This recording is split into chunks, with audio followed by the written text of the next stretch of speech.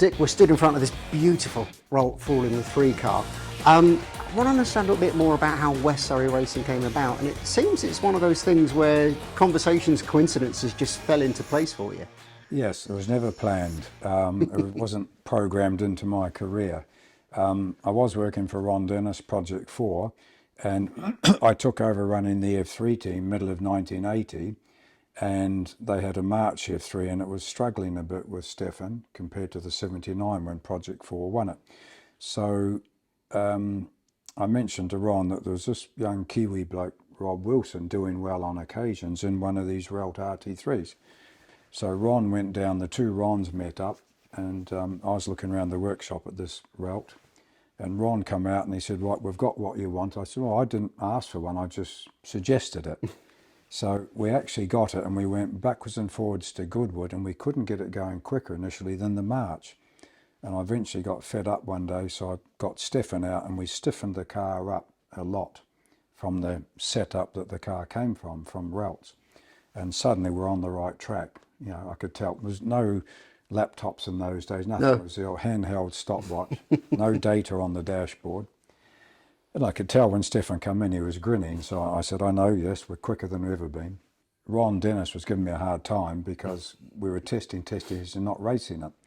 We went to the last 4 races and Stefan won all 4 races, won the championship, and then the car was sold because Ron was in the process of buying McLaren F1.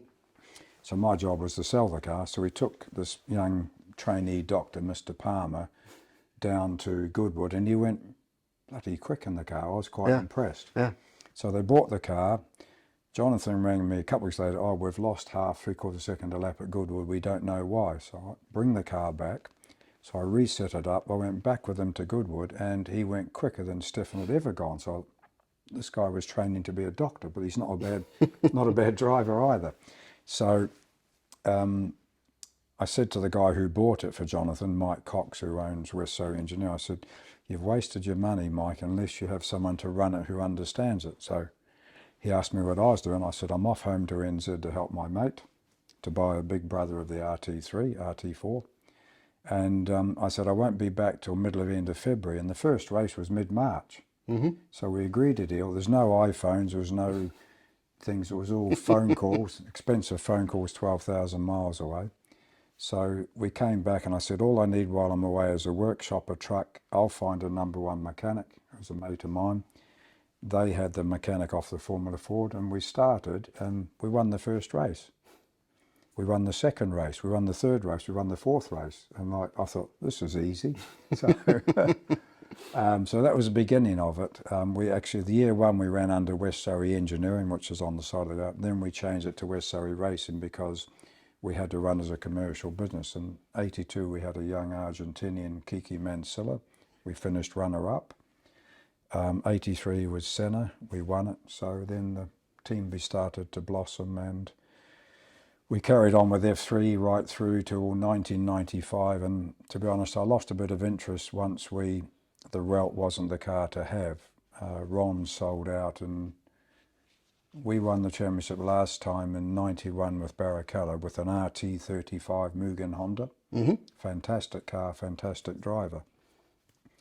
Then we got a Dallara, and I got a bit frustrated because we couldn't make it quicker than it came out the factory. So the challenge to me was engineering a car, developing a car.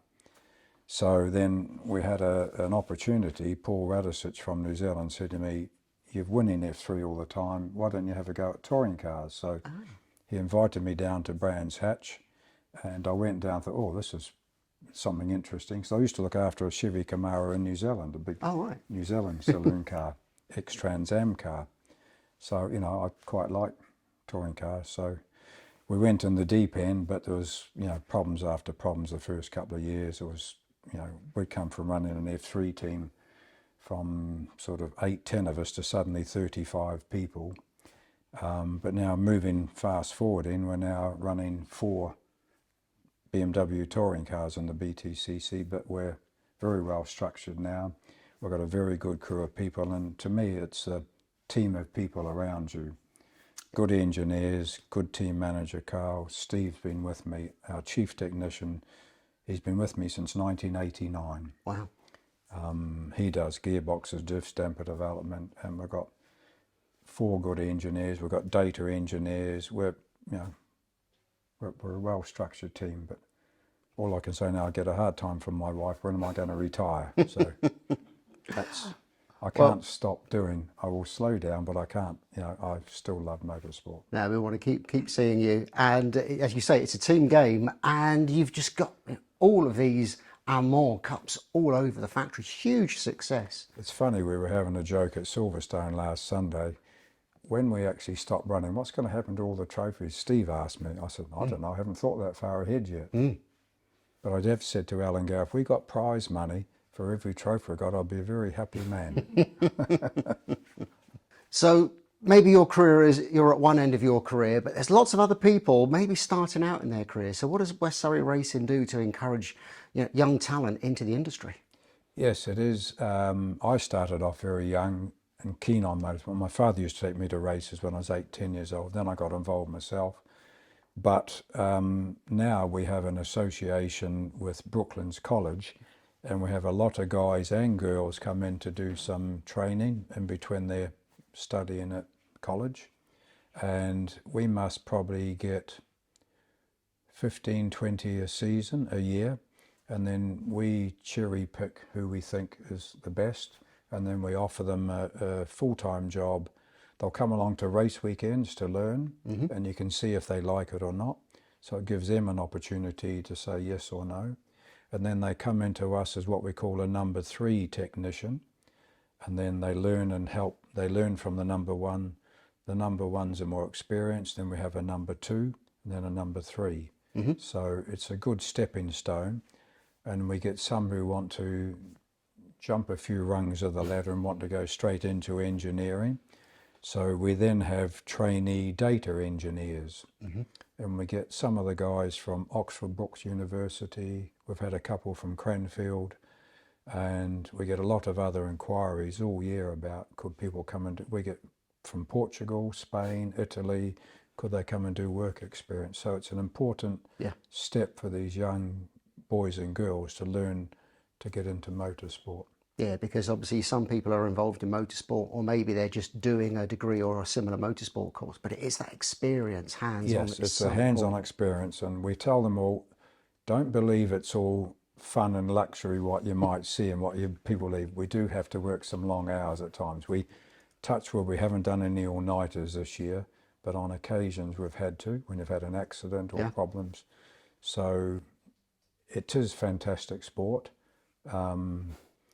When you're winning it helps, but it's just participating and a team effort. That's what we believe in. It's the whole team works together. Yeah.